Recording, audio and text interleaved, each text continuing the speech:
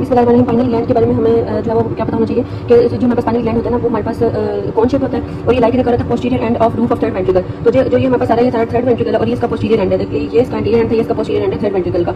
और उसके बाद of roof of third ventricle, और थर्ड वेंट्रिकल का रूफ है और ये नीचे आगे से जो है वो इसका फ्लोर आता है थर्ड वेंट्रिकल का। ठीक है, तो इसके ऊपर हमारे पास क्या होता है, फाइनल ग्लैंड के ऊपर हमारे पास हेमिनल कमीशन होता है, ये हमारे पास फाइनल ग्लैंड और ये हमारे पास पोस्टीरियर कमीशन होता है। ये ना हेड एंड नेक वाले चैप्टर में बहुत अच्छा किया था। और पाइनियलोसाइट्स इसके अंदर प्रेजेंट होते हैं, जो सेल्स होते हैं इसके। ठीक है, और ये एक्टिविटी ऑफ पिट्यूटरी ग्लैंड को स्टिमुलेट करता है, islets of pancreas, parathyroid, adrenal organoids. ठीक है, और इनहिबिट इफेक्ट्स ऑफ इट, मतलब जो इसके इनहिबिटरी इफेक्ट्स भी होते हैं, उसको स्टिमुलेट होते हैं। बस इतना हाथ से पता, बस इसकी लोकेशन का पता है। और ये पिट्यूटरी ग्लैंड के जो इफेक्ट्स को स्टिमुलेट करते हैं। ठीक है, और फिर उसके बाद हमारे पास बात आ जाती है जी पिट्यूटरी ग्लैंड की। ठीक है, तो हमारे पास पिट्यूटरी ग्लैंड है ये वाला। ठीक है, तो ये हमारे पास किधर लाई कर रहा है कि lie in the hypophyseal fossa of the sella turcica of sphenoid bone.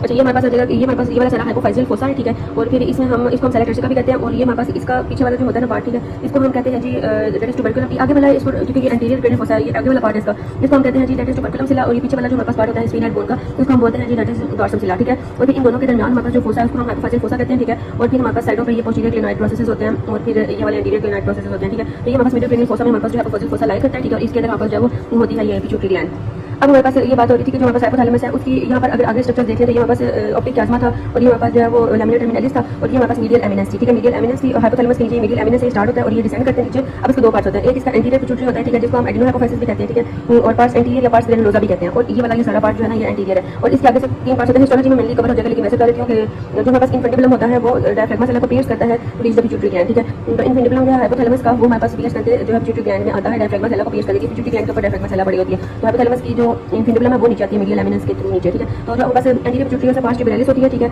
और पार्ट्स इंटरमीडिया होता है। ठीक है, और ये पार्ट्स डिस्टैलिस होता है। ठीक है, of anterior lobe of pituitary. और ये हमारे पास जो है वो ये वाली जो है जी पार्ट्स इंटरमीडिया। ठीक है, ये हमारे पास क्या है रेसिडुअल ल्यूमिन ऑफ एडिनोहाइपोफाइसिस, यहाँ पर रेक्टिस पाउच होता है, ये लेफ्ट होता है क्योंकि रेमिनेंट ऑफ रेक्टिस पाउच है, it separates parts anterior and parts intermedia. ठीक है, तो यहाँ पर जो पार्ट्स इंटरमीडिया है वो किधर लाई कर रहा है, ये हमारे पास पार्ट्स इंटरमीडिया और ये पार्ट्स एंटीरियर, तो इन दोनों को जो है वो आपस में सेपरेट करवाते हैं ताकि वो एक अलग पॉइंट हम कंसीडर कर सके पार्ट्स इंटरमीडिया को पार्ट्स डिस्टैलिस से। ठीक है, अच्छा अब आगे आ जाएगा ये इन्फेंटिबुलर स्टॉक थी, पोस्टीरियर पिट्यूटरी को पार्ट्स पोस्टीरियर भी कहते हैं। ठीक है, और ये इसमें हमारे पास पार्ट्स नर्वोसा होता है। ठीक है, पोस्टीरियर पिट्यूटरी का। और फिर हम आगे इसके रिलेशंस देख लेते हैं। तो अब हमारे पास रिलेशंस आ जाएंगे। तो सबसे पहले तो ये हमारे पास जो बड़ा बना, ठीक है, ये हमारे पास पिट्यूटरी ग्लैंड। ठीक है, ये वाला ये छोटा सा, और फिर हमारे पास इसके आगे एंटीरियर एंटीरो इंफीरियर क्या पड़ा होता है, ये स्फिनोइडल साइनस है। ठीक है, अगर हम देखें तो ये हमारे पास आ जाएगा स्फिनोइडल साइनस। ठीक है, ये जो बड़ा हुआ है। ठीक है, और ये हमारे पास एंटीरियरली और इंफीरियरली होता है थोड़ा सा ऐसे करके। ठीक है, और फिर हमारे पास ये पिट्यूटरी ग्लैंड है। और फिर उसके बाद अगर हम देखें कि इसके पोस्टीरियरली क्या क्या चीज़ें पड़ी हुई हैं, तो ये सारी चीज़ें, एक सबसे पहले तो हमारे पास डायफ्राग्मा नहीं डॉर्सम सिला, उसके बाद कोन्स और इसकी बेसिलर आर्टरीज, ये हमारे पास जो पोस्टीरियरली पड़ी हुई हैं ये सारी। अब अगर हम इसकी जो है वो इन्फेंटिबुलम को देखें तो ये हमारे पास इन्फेंटिबुलम जो हाइपोथैलेमस की होती है, जो कि डायफ्राग्मा सिला यहाँ पर पड़ी होती है, उसको प्लेस करके हाइपोथैलेमस में पिट्यूटरी में आ रही होती है, ये हाइपोथैलेमस की इन्फेंटिबुलम है। ठीक है, और ये ऊपर डायफ्राग्मा सेल होती है, ये डायफ्राग्मा सेल है। ठीक है, और ये इन्फेंटिबुलर स्टॉक है उसकी हाइपोथैलेमस की। अच्छा, उसके बाद हमारे पास बात आ जाती है कि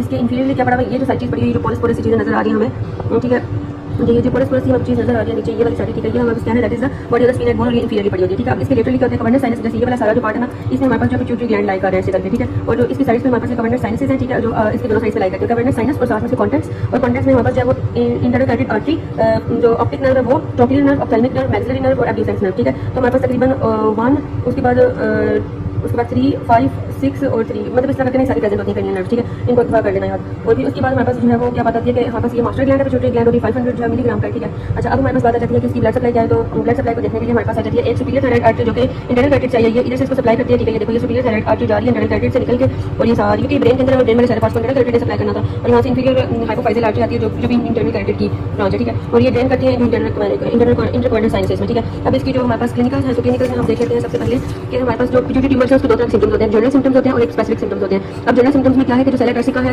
या फिर पिट्यूटरी ग्लैंड सेला टर्सिका हम जो कह रहे थे ना उसको पिट्यूटरी ग्लैंड को इनलार्ज हो जाता है क्योंकि प्रेशर पड़ा है उसके ऊपर वो सर्टेन स्ट्रक्चर्स को, और फिर बाइटेम्पोरल हेमियोनोपी हो जाता है क्योंकि हमारे पास central part of optic chiasma जो है वो उसके ऊपर प्रेशर पड़ा है। फिर हमारे पास हाइपोथैलेमस है ना, जो देखो हाइपोथैलेमस बिल्कुल इसके ऊपर लाई कर रहा था यहाँ पे। ठीक है, ये वाला ये हाइपोथैलेमस था। ठीक है, और हाइपोथैलेमस की वजह से हमारे पास जो सिंड्रोम होता है उसको वो कंप्रेस हो रहा है, इसकी वजह से जो सिंड्रोम होता है ओबेसिटी ऑफ फ्रोलिक सिंड्रोम। ठीक है, क्योंकि रेक्टिस पाउच का ट्यूमर होगा तो वो हमारे पास ये रेक्टिस पाउच है, तो आगे से इन्फेंटिबुलम और आगे हाइपोथैलेमस पड़ा तो उसकी वजह से ओबेसिटी ऑफ फ्रोलिक सिंड्रोम हो जाएगा। ठीक है, रेक्टिस पाउच की वजह से। अब हमारे पास ट्यूमर जो है वो कंप्रेस करते हैं थर्ड वेंट्रिकल को काजिंग राइज इंट्राक्रेनियल प्रेशर। ठीक है, और ये थर्ड वेंट्रिकल जब हमारे पास जो है उसका प्रेशर जो है वो राइज करेगा तो हमारे पास बहुत ज़्यादा सिम्टम्स प्रोड्यूस होंगे, जैसे वो हाइड्रोसिल वगैरह भी हो सकती है। ठीक है, अच्छा उसके बाद हमारे पास बात आती है specific tumour depending upon the cell type. Acidophil carcinoma होगा तो हमारे पास जो है वो एब्डोमेगाली होगी, अडल्ट्स में गैंग्रीनिज्म होगी यंगर में, और बेसोफिल कार्डिनोमा होगा तो कशिंग सिंड्रोम, और क्रोमोफोब होगा तो हाइपोपिट्यूटिज्म, और पोस्टीरियर लोब डैमेज होगा तो डायबिटीज इंसिपिडिस होगी, और although the lean in the cases usually lies in the hypothalamus. ठीक है, तो ये हमारे पास सारे इसके क्लिनिकल्स।